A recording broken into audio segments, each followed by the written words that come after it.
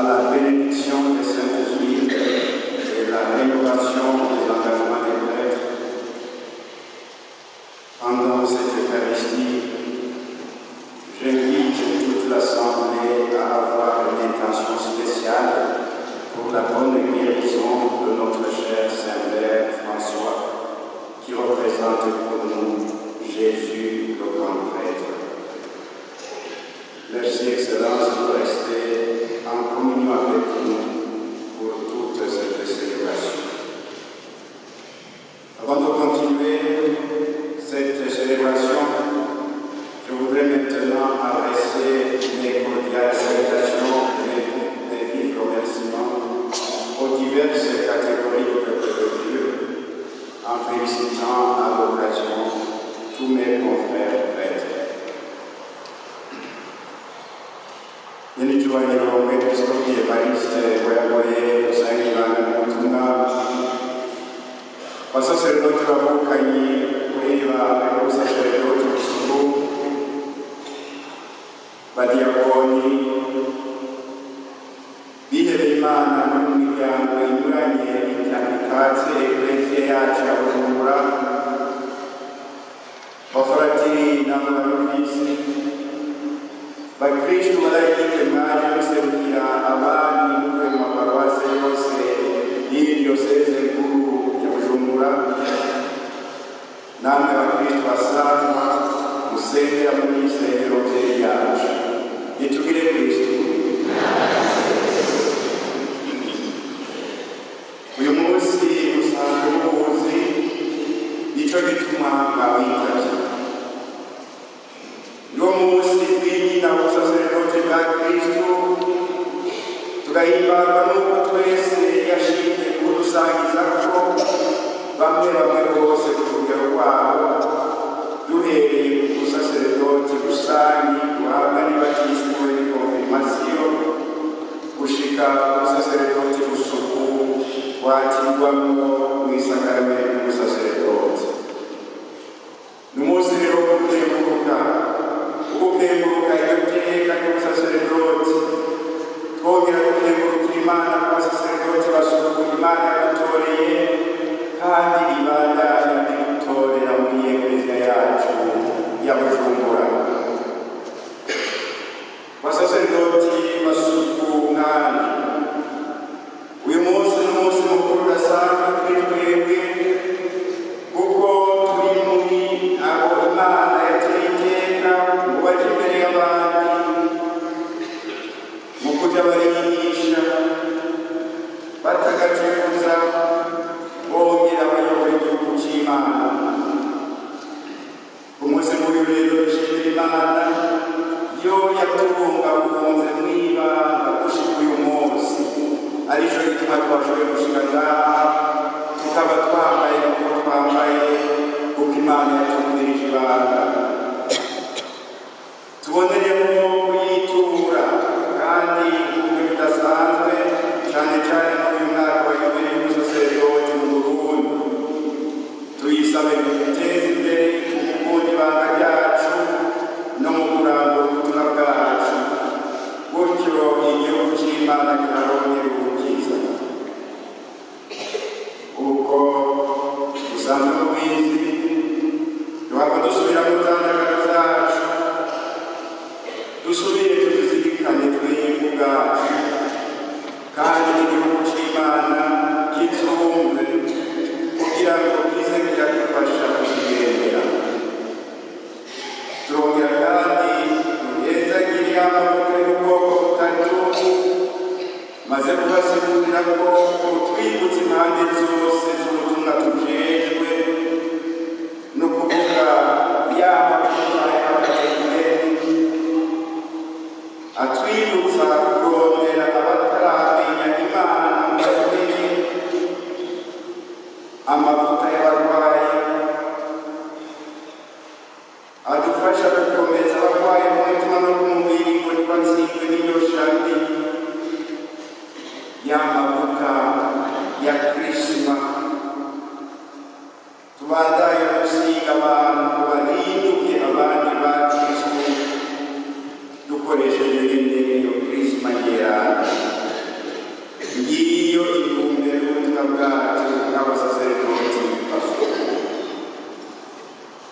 basaserdoti bavukanye uyu munsi n'akaryo keza n'amatora kuko bagiriza mwese atandukuyemo ibanga ry'ubutumwa bw'amahanga bwose mukagirana umutima mwiza mwitwararika kuguma muri bwa bumwe na Kristo umutwe w'Ekleziya ubwo bumwe bugaragarira mu bumwe kumwe n'umwungere wanyu mu bumwe hagati yanyu no mu bumwe kumwe n'abagize igihugu cy'Imana bose.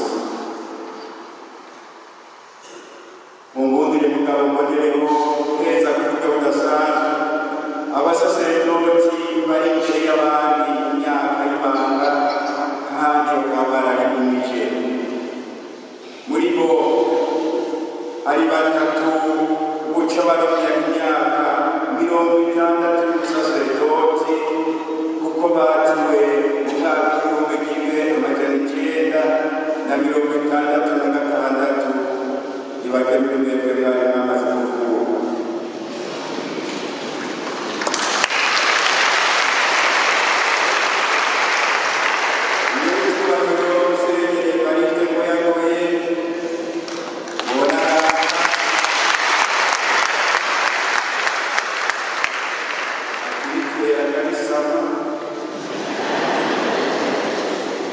Nikadi umupapa padiri Mushingantahe Adriano ndabona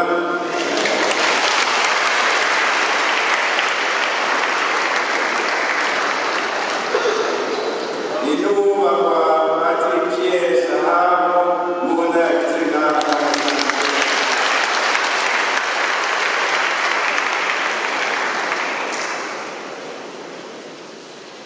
hari rero n'abandi bateye mu myaka ya 50 y'ubusaserdoti sinza kuvuga bose kuko anyabona amadosiye yabo, ariko mvuge umwubakwa Musenyeri Gabriel Barigesabe wo mu gihumbi kimwe magana cyenda mirongo irindwi na gatatu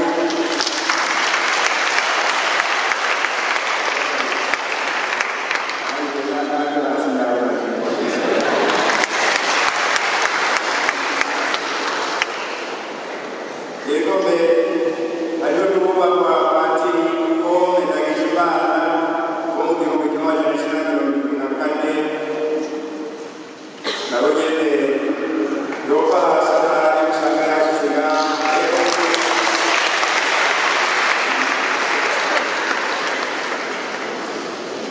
mu bamisiyonari hari n'ubundi usanzwe nzi yitwa Patiri Mario nabo nyene gucashikana imyaka 50 sinzi ko ndamubonye ngaha yoba hasi nawe agaserukira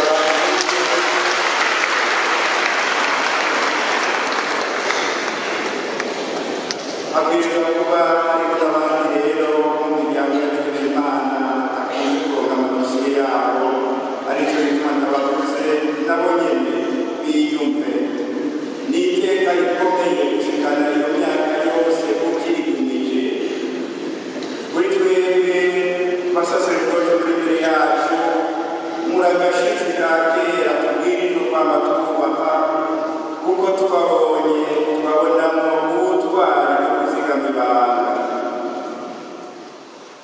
Ndabateje namwebwe nyene mukiri bato mw'ibanga mbereye kuko twagiye mu mwaka uretse bataranashikana umwaka.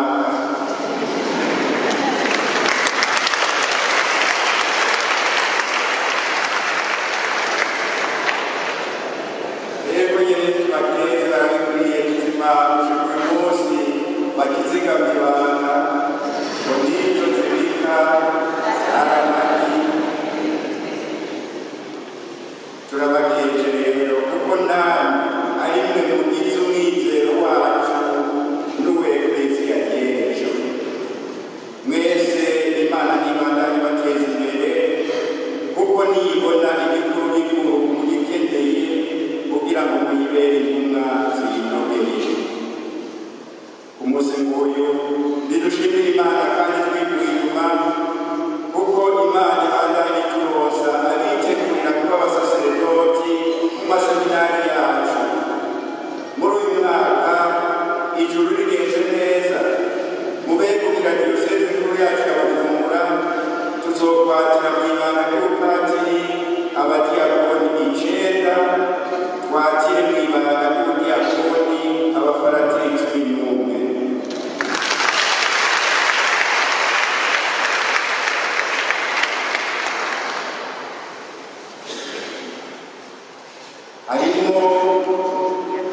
harimo n'abandi baba mu ntege. Uyu mwaka tubise bose hamwe abafaratiri 88.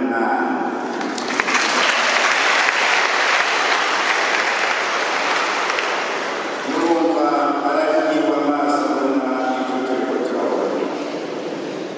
Imana n'Imana iradutegurira neza maze baze babikire mu ibanga babikwiye, batera iteka Imana, batera iteka na Ekleziya.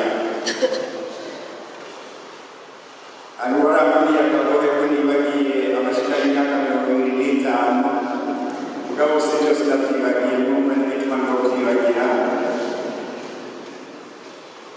Turaza kuronka akaryo ko kubavuga nabo ahandi haje. Namwebwe bakristo mwice yose turimo nimumenye ko uyu munsi mukuru ari uwanyu, kuko mwese mwarasizwe musigaye mubizi igihugu c'abasaseredoti ku rugero rwanyu, muri ingingo za Kristo umusaseredoti mukuru. Nimugendere rero isigwa ryanyu, mubere umuco abandi bantu, mwongere mushirizeho kuzahora gusabira mwebwe abasaseredoti banyu, kugira ngo tugende ibanga tubarangurire neza ubutumwa. Turabakengurukiye cyane twebwe abasaseredoti basuku ko mwaje kudushyigikira no kudukeza mutubona. Imana namwe ibasubirize mu ntumane umusesekara. Bandi banje nkunda cyane kuri uyu munsi wo kwibuka ku mwaka utashe igihe Kristo Mukama yasangiza abatumwa natwe ubusaseredoti bwiwe. Murashaka none gusubiramwo imbere y'umwepiskopi wanyu n'imbere y'igihugu ceranda c'Imana indagano mwamaze kugira. Murashaka kurushirizaho kunga ubumwe n'Umukama Yesu no gusa nawe mu kwiheba mwebwe nyene no mu gukomeza ibyo mwaraganye ngo murangure amabanga mweranda, mubitumwe n'urukundo mufitiye Kristo, mukabiraganira Ekleziya yiwe, kuko mwajakiranye akanyamuneza umunsi mwahawe ubusaseredoti.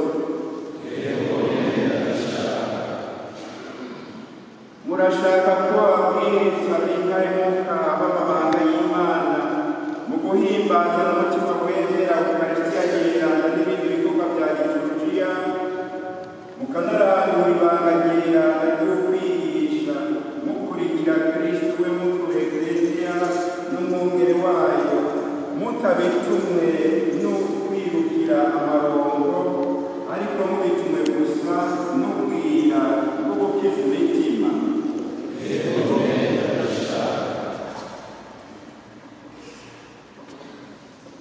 Namwe gihugu c'Imana mube hasi.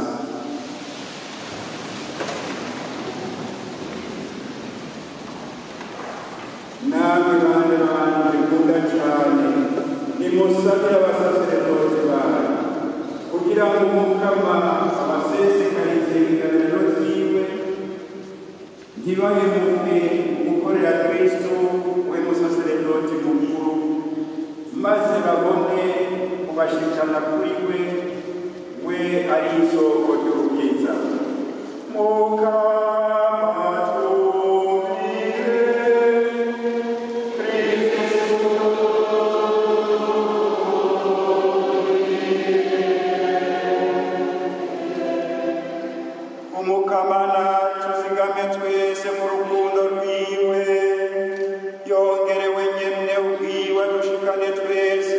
kabungere n'ubusho mu buzima bw'amahoro.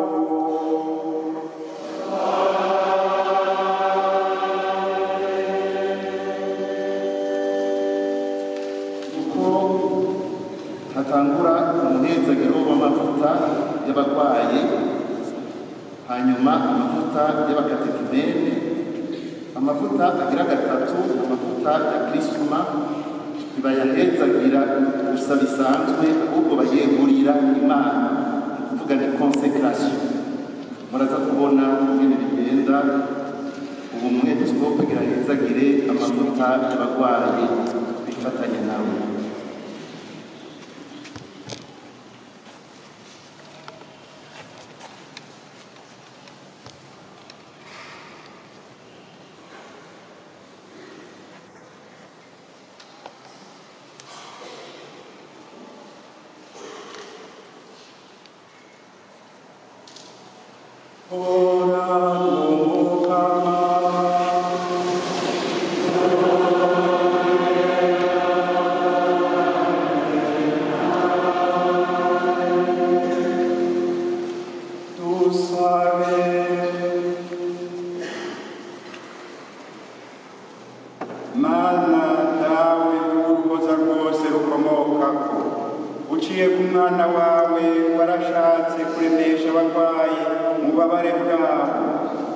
Turagusabye rero ubumvire igisabisho tugutuye kivuye mu kwemera kwacu.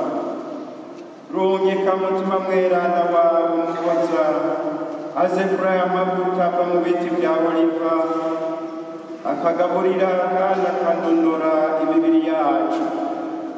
Yashungurure ku muhezagiro wawe mweranda, w'izina rya Data n'irya Mwana n'irya Mutima mweranda, kugira ngo abazoyasigwa bose bumve ko baremye umubiri no ku mutima, kandi abarwayi bakira umusonga, agahinda n'indwara zose. Ese iyi ngabire y'ibyo waremye yoba amavuta mweranda wahezagiye uciye kuri twebwe, maze akaba gutyo umuhora wo kuturonsa urukiza rwawe, ku izina rya Yezu Kristo. Tubisabishe Yezu Kristo Mukama wacu.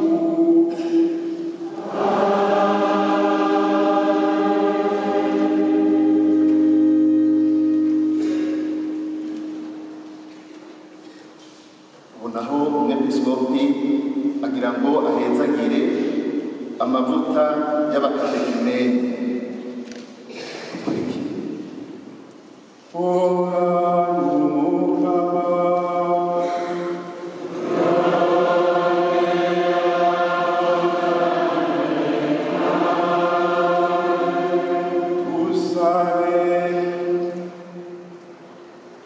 Mana yacu, uwe mirukiro n'ibyiza y'igihugu cawe, nuhezagira amavuta ku izina rya Data n'irya Mwana n'irya Mutima mweranda, washatse kuduheramo ikimenyetso c'ububasha bwawe bw'Imana. Nugabira ingoga n'ubukomezi abakatekumeni bazoyasigwa, kugira ngo bamurikiwe n'ubwenge bwawe bashobore kurushirizaho gutegera inkuru nziza ya Kristo, maze bashigikiwe n'ububasha bwawe bashobore kwemera kuzorangura batiziganya ibyo amabanga y'ubuzima bwa Kristo ategereza. Bamaze gushikira urugero rw'uko boba abana bawe, naho ubaronsa akanyamuneza kukundi gusha n'ukwibera muri ekleziya yawe. Tubisabije Yezu Kristo Mukama wacu.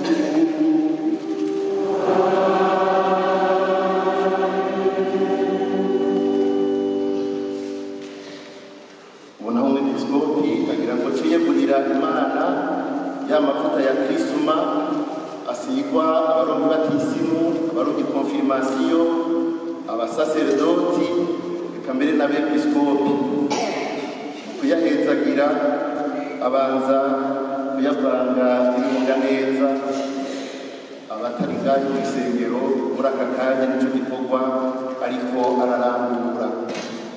Hanyuma abonye bikenewe mu kanya kari imbere araza no kuyahuha,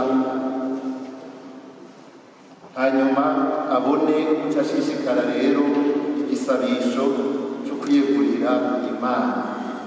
N'amavuta rero adasanzwe murabyumva akoreshwa mu bihe bihambaye cyane by'amasakramentu cyane mu kwegurira Imana atari nyeranda, muramaze kubibona, cyane amasengero kambere n'ibindi bikoresho bihambaye bya liturujia nk'amakaresi. Tubikurikire mu gacerere.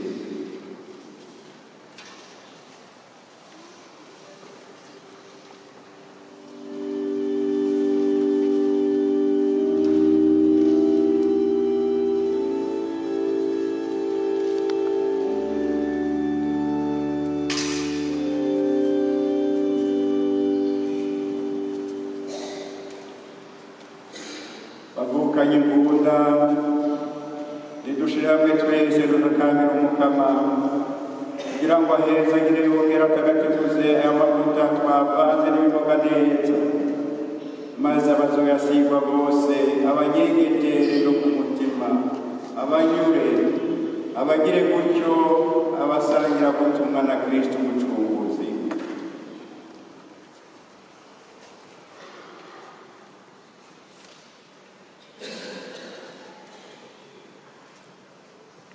Mana wewe soko ry'ubuzima bwose, kandi akaba ari wewe dukesha iterambere ryose ry'umutima. Kunda wakira ururirimbo w'akanyamuneza ruguhayagiza ekleziya yawe utuye n'amajwi yacu. Ni wewe mu ntango watumye isi imera ibiti by'ivyamwa, kuko niko havutse igiti ca oliva rico mu bindi biti byose dukuramwo ingabire y'amavuta ya Krisma. Umuhanuzi Dawudi ketsa amasakramentu azoturonsa yaciye aririmba hayagiza ayo mavuta, atuma dukayangana mu maso n'akanyamuneza kuzuye. Kera Mayisegenya yaje umuhagiro w'amazi wihura isi yari izigirijwe n'ikibi. Inuma yazanye ishami y'igiti ca oliva nk'ikimenyetso c'ivyiza by'ibihe vya Mesiya, imenyesha ityo kw'isi hasubiye kuboneka amahoro. Ubutigu bumaze kugera, ivyari vyavuwe kera vyararangutse, maze ibicumuro bimaze gusamburwa n'amazi y'ibatisi musigwa ry'amavuta, isubira gusayanganisha mu maso y'umuntu umuco wawe w'akanyamuneza. Hanyuma naho wategetse umusavyi wawe Musa ngo atyorore Aroni mwene wabo mu mazi, abone kumushikiriza intahe y'ubusaseredoti mu kumusiga ayo mavuta. Ariko agaciro k'ivyo bimenyetso byose yibonekeje rwose muri Yezu Kristo umwana wawe n'Umukama wacu.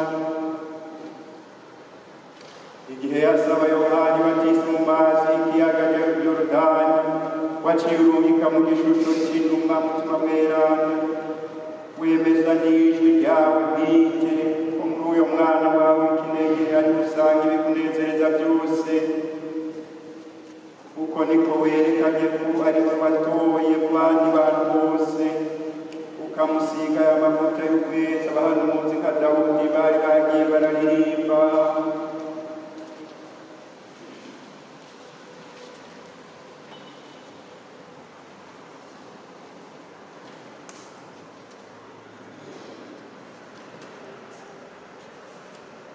Turagusavye rero dawe n'utagatifuza n'umunezagiro wawe amavuta, ngabire y'ubuvyeyi bwawe bwaba buduha ivyo dukeneye, vyagiza muri yo ubukomezi bwa mutima wawe n'ububasha buva kuri Kristo, ari nawe aya mavuta yakuyeko izina ryeranda kitwa Krisma, amavuta y'ukwatira abasaseredoti, abami, abahanuzi n'abamaratiri.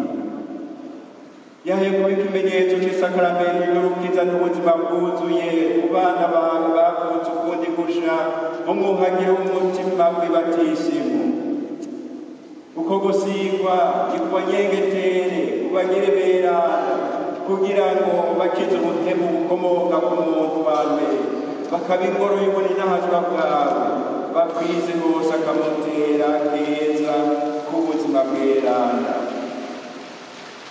Ese muri bo uranguke ishaka ry'urukundo rwawe, ubuzima bwabo butunganye kandi buzira gatosi bukaba muri byose bwubahiriza rya teka rikuru ry'ababaye abami abasaseredoti n'abahanuzi.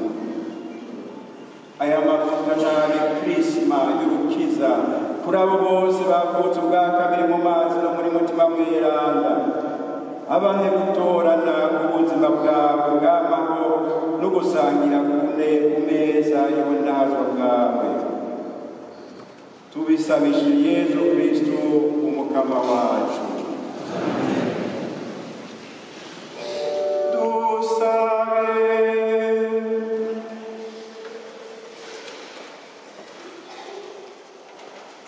Mana mushobora byose turakuzaje,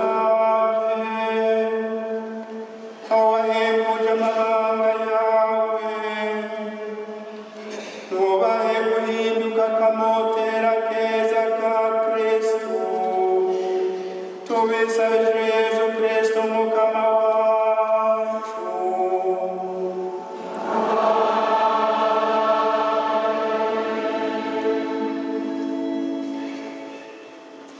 Mbere yo kwakira umuhezagiro w'Imana, nshimye gusubira kubakengurukira mwebwe mwese mwitavye iyibuka y'imisa mukaza kunaza Imana, muje no gushigikira abasaseredoti bacu.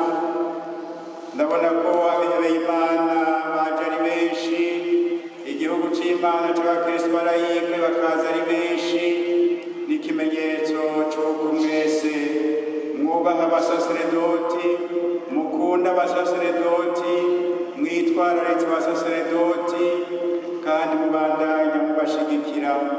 None uwo mutima rero muwukomeze, mbere mu mwaka uzaho muze mungana n'aba kabiri, Imana izobishima kuruta.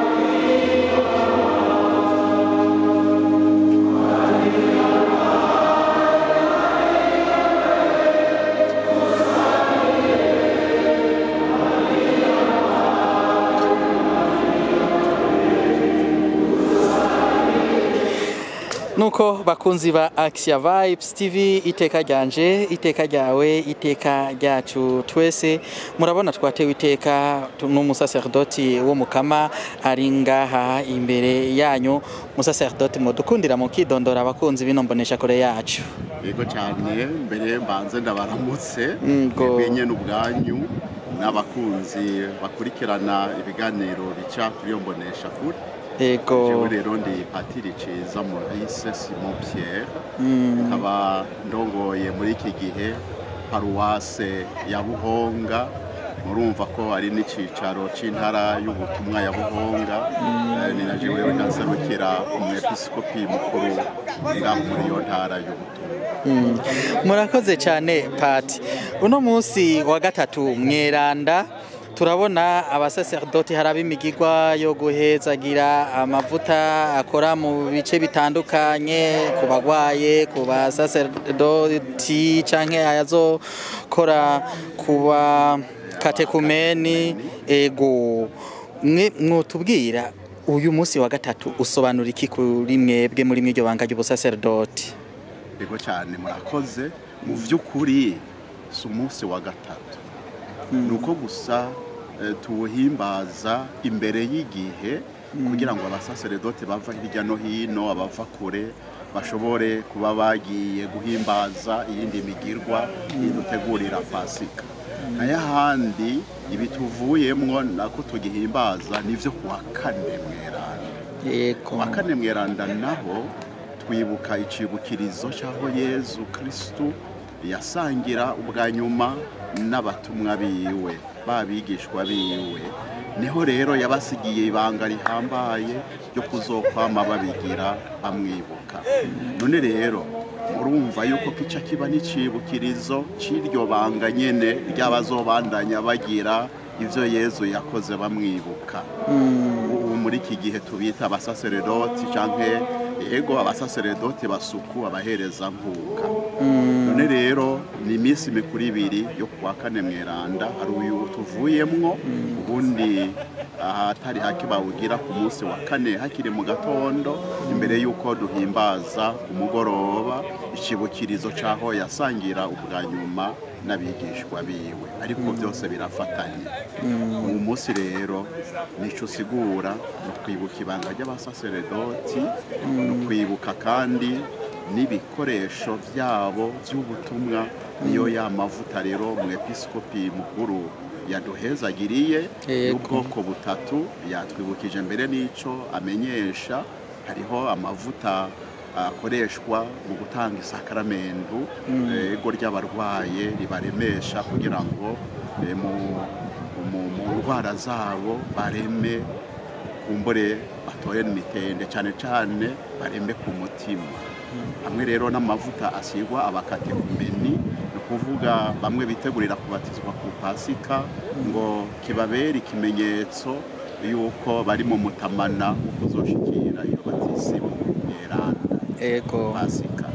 Hama rero n'amavuta ahambaye bose yitwa ya Krisma, uvuga ya Kristu nyene. Amwe we nyene atubwira ngo umukama yaransiza amavuta ngo ngurire inkuru nziza bo.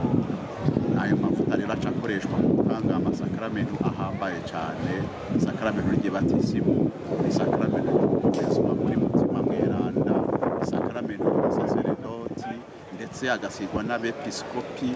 Hanyuma akacakoreshwa no mu kwegurira Imana ibikoresho bitari bike vya liturujia nk'altari mu ngoro y'Imana n'ibindi rero dukoresha nk'amakarisi.